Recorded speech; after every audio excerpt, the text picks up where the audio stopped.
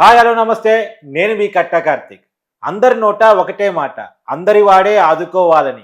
అసలే కష్టకాలం, క్లిష్టకాలం, చాలా ఇబ్బందులతో కూడుకున్న వాతావరణం. ఈ సమయంలో ఆయనైతేనే సమస్యలకి పరిష్కారం చూపించగలడు, ఆయనైతేనే ఇండస్ట్రీని ముందుకు తీసుకెళ్ళగలడు అని చెప్పేసి అందరూ ఒకటే మాటగా ముక్త కంఠంతో చెప్తున్నారు. ఆయనకి ఈ బాధ్యత వద్దు మొర్రో అంటున్నా సరే మీరే ఉండాలని చెప్పేసి ఆయన్ని ఇండస్ట్రీ మొత్తం పెద్దలంతా కోరుకుంటున్నటువంటి పరిస్థితి. ఒకనాడు ఎన్టీఆర్ గారు చూసిన బాధ్యత, తర్వాత ఏఎన్ఆర్ గారు, కృష్ణ గారు, తర్వాత దాసరి నారాయణరావు గారు చూసిన బాధ్యత ఇప్పుడు చిరంజీవి గారి నెత్తి మీదకి రాబోతుందా?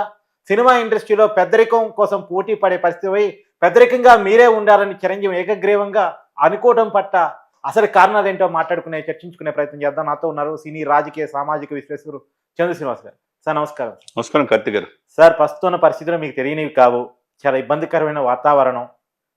ఈ సమయంలో అందరు వాడైతేనే ఆదుకోగలడు అని చెప్పేసి చిరంజీవిని మీరే పెద్దరికం చేసుకోవాలి, సినిమా పెద్దగా మీరే ఉండాలి, ఇండస్ట్రీలకు ఉన్నటువంటి ఈ కష్ట పరిస్థితిని మొత్తాన్ని కూడా మీరు హ్యాండిల్ చేయాలని చెప్పి సినిమా ఇండస్ట్రీ మొత్తం అడుగుతూ ఉంది.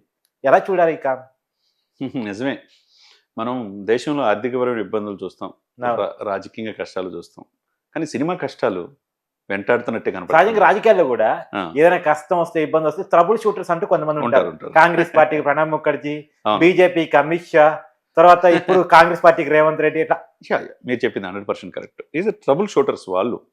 అంటే ఎట్లయినా విపత్కరమైన పరిస్థితి గట్టెక్కించేవాళ్ళు. ఇప్పుడు నేను కూడా చెప్తుంది ఏంటంటే సినిమా ఇండస్ట్రీ అనేది ఎంటర్టైన్మెంట్ అనేది ఒక సాధనం. మమ్మల్ని చిన్నప్పటి నుంచి మన జీవిత కాలంలో వాళ్ళు చూసి ఎదగాలి, వాళ్ళు చూసి మనం కూడా మంచి పొజిషన్ రావాలని మనం కోరుకుంటాం, అంతే కదండి. చాలా మంది ఆ పరిస్థితి ఇండస్ట్రీ అవకాశం ఇస్తుంది. ఇండస్ట్రీ అంటే 24 క్రాఫ్ట్స్, ఏ ఒక్కలది కాదు. మరి ఉభయ తెలుగు రాష్ట్రాలతో పాటు దేశవ్యాప్తంగా టాలీవుడ్, బాలీవుడ్, హాలీవుడ్ స్థాయికి మన తెలుగు వాళ్ళ ప్రతిష్టత ఇముడింప చేస్తుంది అన్నట్టు ఏమంటారు? అంతే, అంటే దాన్ని ఆ స్థాయిలో తీసుకెళ్తాం. ఆ స్థాయిలో తీసుకెళ్లి తెలుగు వాళ్ళకు గర్వంగా భావించే స్థాయికి ఆస్కార్ రేంజ్లో వెళ్ళే ఈ సమయంలో RRR గ్లోబల్ స్టార్ ఒక జనరేషన్ చేంజ్ అయిపోయింది. నిజానికి ఏంటంటే ఇప్పుడు చిరంజీవి గారి జనరేషన్ మనం ఏమైనా చిరంజీవి గారు, బాలకృష్ణ గారు, నాగార్జున గారు, వెంకట, ఇది ఒక తరం. ఇప్పుడు అంతా కూడా రామ్ చరణ్, జూనియర్ ఎన్టీఆర్, అల్లు అర్జున్, మహేష్ బాబు, కానీ ఇప్పటికే పెద్దరికం చిరంజీవే ఉండాలి. అది ఎందుకు ఉంటుందంటే నేను చెప్తాను సార్.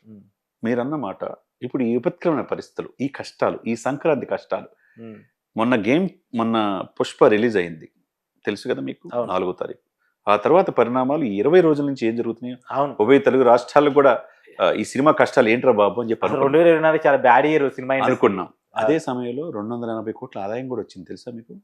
అదేనండి, బెనిఫిట్ షోలు, టికెట్లు పెంచడం వల్ల. ఇక మీద ఆ బెనిఫిట్ షోలు కానీ టికెట్ల రేట్లు పెంచడానికి వీలు లేదు అని చెప్పి రేవంత్ రెడ్డి గారు చెప్పేదలికి చాలా మంది థియేటర్ యాజమాన్యాల్లో, చిన్న సినిమా నిర్మాతలు, దర్శకులు ఆనందంతో ఉన్నారు. మరి ఈ సిచ్యువేషన్స్లో, ఈ ఉపకరణ పరిస్థితుల్లో మన జరిగిన సమావేశం చిరంజీవి గారికి వెళ్ళాల, మనం కూడా చేసాం. దాదాపు 2.5 లక్షల మంది దాకా చూశారు. కార్తీక్ గారు, అవును, సమాజం చూస్తూ ఉంటుంది, ఏం చెప్తారో మనం చెప్తే దాంట్లో కొద్ది క్లారిటీ ఉంటుంది, చాలా ఇది ఉంటుంది, అట్లా ఆ విధంగా ఉంటుంది.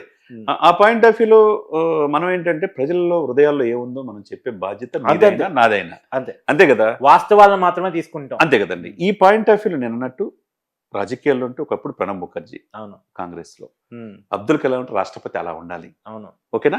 ఈ దేశానికి ప్రధానమంత్రి మోదీ లాగా ఉండాలా, మోదీ వెనక ఒక చాణక్యుడు లాంటి అమిత్ షా ఉండాలి. అదే విధంగా వాళ్ళకి వెన్నంటి ఉండి దక్షిణ భారతదేశంలో ఒక వెన్నుముకగా ఉండే ఒక పవన్ కళ్యాణ్ అనే వ్యక్తిని ఈయన పవన్ గారు తుఫాన్ అన్నారు, అది చూపించాడు కదా. ఇక ఇప్పుడు సినిమా రంగంలో ఎవరున్నారంటే ఒకే ఒక్క వ్యక్తి, ఒకే ఒక్కడు, ఆ వ్యక్తే megastar Chiranjeevi. Boss is back, boss తిరిగి రావాల్సిందే. బాస్ స్థానాన్ని ఎవరు కూడా భర్తీ చేయలేదు. Boss is always. ఒకటి సార్, మహేష్ గారు ఒక మాటలు చెప్పారు సార్, ఆయన రాజకీయాల్లోకి వెళ్ళిపోయాడు, నేను పలు సందర్భాలు కూడా చెప్పేవాడిని, ఆ స్థానం మీదే, ఆ ప్లేస్ మీదే కదా. నో నో నో అన్నాడు. ఫస్ట్ మెగాస్టార్, లాస్ట్ మెగాస్టార్ కూడా ఆయన స్థానాన్ని ఎవరు భర్తీ చేయలేరు. అంటే ఎదిగే లక్షణం మహేష్ గారిని అప్పుడు ఆ రోజు నేర్చుకున్నాం. ఆ తర్వాత కొన్ని క్రమంలో ఉత్సవాలు చాలా జరిగినాయి. చిరంజీవి గారికి ఒక అవార్డు ఇస్తే దాన్ని దాని వివాదం చేసిన వాళ్ళ పరిస్థితి ఏంటంటే మనం పక్కన పెట్టుకుందాం. ఇప్పుడు ఎవరు ఈ విపత్కర పరిస్థితిలో ఈ ఇండస్ట్రీ నుంచి కాపాడేవారు ఎవరు? చెన్నై నుంచి వచ్చిన ఈ ఇండస్ట్రీ హైదరాబాద్కి ఇక్కడ కొండలు తొలిచి స్టూడియోలు కట్టి, అప్పుడు రాయితీలు చెన్నారెడ్డి ఉన్నప్పుడు కానీ, తర్వాత ఎన్టీ రామారావు గారు, తర్వాత చంద్రబాబు గారంలో సినిమా ఇండస్ట్రీకి తెలియని వాళ్ళు కాదు ఇక్కడ. అటువంటి ఇండస్ట్రీకి ఈ విపత్కర పరిస్థితి ఎందుకు వచ్చింది? దీన్ని పరిష్కరించే వ్యక్తి ఎవరు అంటే ఒకే వ్యక్తి, ఒకే ఒక వ్యక్తి చిరంజీవి గారు కనపడుతున్నాడు. మీరు చెప్పినట్టు ఆ వ్యక్తికి మురళీమోహన్ గారు నిన్నే మాట్లాడాడు సార్ అవును. ఒక మీడియాలో ఇంటర్వ్యూలో. సుదీర్ఘంగా 1 అవర్ ఇంటర్వ్యూలో చూసా ఆశాంతం. ఎవరండి ఈ బతుకున్న పరిస్థితిలో ఎవరు దీన్ని గట్టెక్కిచ్చేదంటే ఒకే ఒక వ్యక్తి చిరంజీవి గారే అన్నాడు. అవును. ఇండస్ట్రీకి ఆయనే దిక్కు, ఆయన తప్పితే లేడు. అంటే ఆయన రీల్ మీద మాత్రమే కాదు, రియల్ హీరో. రియల్ హీరోనే. ఇప్పుడు 8-10 వయసులో నేను ఒక విషయం చెప్తాను సార్, బలంగా చెప్తాను. ఏంటంటే చాలా మంది సక్సెస్ వస్తాయి, వాళ్ళు చేసే కృషి వాళ్ళు, కారణాలు ఏవైనా కావచ్చు, కానీ కొంతమంది సక్సెస్ వస్తుంది. సక్సెస్ ని హ్యాండిల్ చేయటం రావాలి. ఆ హ్యాండిల్ చేయటం రావాలంటే సక్సెస్ గుండెల్లో పెట్టుకోగలగాలి, కానీ నెత్తి మీద పెట్టుకోకూడదు. చిరంజీవి గారు గుండెల్లో పెట్టుకున్నారు కాబట్టి ఇన్ని దశాబ్దాలుగా తను క్యారీ చేసుకుంటూ పోతా ఉన్నారు. 4 దశాబ్దాలు సార్ సినిమా రంగంలోకి వెళ్ళిపోయాడు. ఇక ప్లేస్ మంది అనుకున్న రెడీ అనే సమయంలో మళ్ళా వచ్చాడు. ఆడ సెంట్రల్ మినిస్టర్ మళ్ళా సినిమా తీసుకుని అదే ఆహ్వాలు, అదే స్టెప్స్ ఇప్పటికీ ఎవరు వేయలేరు చిరంజీవి గారు లాగా. చిరంజీవి ఒక వ్యక్తి కాదండి, ఒక వ్యవస్థగా మార్చాడు. ఒక బ్లడ్ బ్యాంక్ పెట్టారు. మన కోతవేటి దూరంలో, మీ ఛానల్ కోతవేటి దూరంలో తెలుసు. ఒక బ్లడ్ బ్యాంక్ పెట్టినప్పుడు ఏంట ఒక అభిమాని దేశంలో ఎవరైనా పెట్టారా? లక్షలాది మందిని కాపాడు. బ్లడ్ బ్యాంకు, ఒక ఐ బ్యాంకు, ఒక అబ్దుల్ కలాం గారికి వచ్చేప్పుడు నీకంటే గొప్పవాడు లేడన్నాడు ఎవరిని, చిరంజీవి గారిని. అటువంటిది అభిమానులంటే ఫస్ట్ రోజు పూజలు చేసేవాళ్ళు, పాలాభిషేకం చేసేవాళ్ళు, పేపర్లు ఇసిరేవాళ్ళు కాదు. అభిమానులు సేవా దృక్పథం వైపు మరల్చాలని చిరంజీవి గారే తెలియజేశాడు. తన అన్న నుంచి క్రమశిక్షణ నేర్చుకొని తన అన్న సాధించలేనిది రాజకీయంగా పవన్ కళ్యాణ్ గారు చూస్తారు. ఆయన ఇంకా మరి 2 వ్యక్తిగత ఆస్తులు కూడా మంచి పెట్టాడు. ఇక ఈ ఇండస్ట్రీ నుంచి, ఈయన ఫ్యామిలీ నుంచి 8 మంది హీరోలు అయ్యారు. ఇప్పుడు ఈయనకి ఎంత అంటే తను మాత్రం ఉంటే, తన కొడుకు మాత్రం ఉంటే చాలా వారసత్వం ఎవరు ఎదగల. ఒక సినిమాకే వారసత్వం పనికొచ్చేది అప్పుడు కూడా సార్. అవును, ఆయన తన కుటుంబంలో ఉన్న అందరినీ పైకి తీసుకురావాలనుకున్నారు తప్ప, సహజంగా మనిషిలో ఉండే ఫీలింగ్ ఏంటంటే నా కొడుకు ఒక్కడు బయటకు రావాలి, మిగతా వాళ్ళు అనుకుంటారు. కానీ ఆ ఆలోచన ఎప్పుడు లేదు ఆయనకి. ఎవరైనా కానీ మీరు ఒక హీరోగా తీశారనుకోండి, లేకపోతే ఇంకో హీరో చేశారు, పిలిచి సినిమా బాగుందని అప్రిషియేట్ చేసి ఇంటికి పిలిచి భోజనం పెడతారు సార్ ఆయన. అటువంటి గొప్ప గుణమైన వ్యక్తి. ఆ వ్యక్తిని అనేక రకాలుగా కొన్ని రకాలుగా అవమానిస్తారు. ఆయన అజాత శత్రువు సార్. విమర్శించిన వాళ్ళు కూడా ప్రేమతో ఇది చేస్తాడు. మంచి 10 మందికి చెప్పండి బహిరంగానే, చెడుని చెవులో చెప్పండి అంటాడు. ఆ విచక్షణ కోల్పోయిన వాళ్ళు కొంతమంది ఇదవుతారు తప్పితే, ఇప్పుడు ఆయనకంటే ఎవరు కరోనా టైంలో చేసింది చెప్పండి సార్. కార్తీక్ గారు, రామచంద్ర గారి పర్యవేక్షణలో, మెహర్ రమేష్ గారి ఆధ్వర్యంలో 24 క్రాఫ్ట్స్కి 6 మాసాలు నిత్యావసర వస్తువులు ఇచ్చారు సార్. ఎంత వచ్చిందనేది తీసేయండి ట్రస్ట్కి, దానికి కొన్ని కోట్ల రూపాయలు యాడ్ చేసేసి నిత్యావసర వస్తువులు బయటికి రాలేని పరిస్థితి, కుటుంబం కూడా బయటికి ఒకళ్ళొకరు చూసుకోలేని పరిస్థితిలో ఆక్సిజన్ గుండెలో సిలిండర్లు ఆక్సిజన్ ఇచ్చారు.